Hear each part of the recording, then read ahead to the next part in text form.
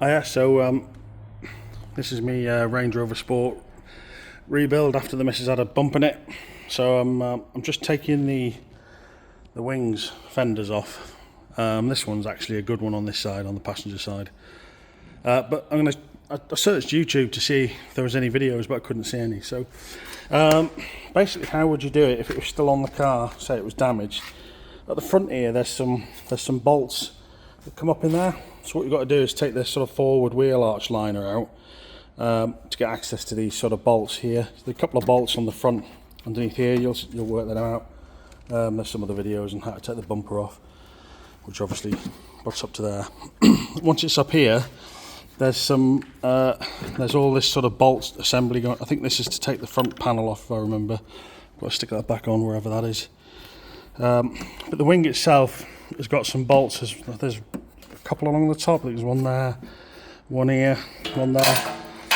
They're all 10mm.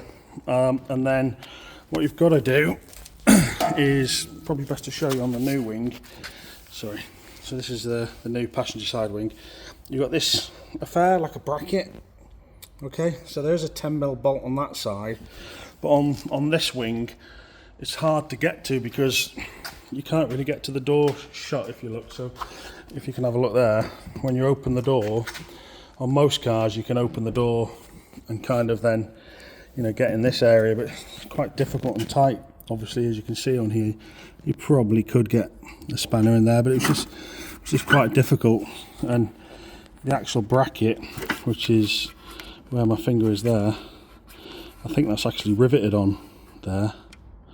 That's riveted, so you have got to take the bolt out. So to get to that bolt, you've got to come in here, up under the inner wing, and you can see the witness mark of where it was just at the end of my finger there.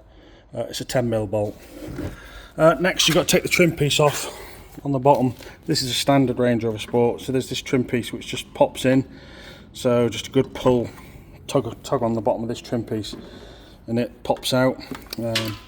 I'm going to be changing this because I've got an SVR kit thing to go on it. And then there's two 10mm bolts that go in here.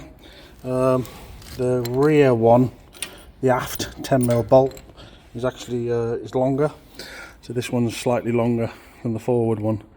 So it's a 10mm bolt there, 10mm bolt there, 10mm bolt on that bracket, that one. That sort of holds it in. And then these across the top, the three across the top, and that's pretty much it.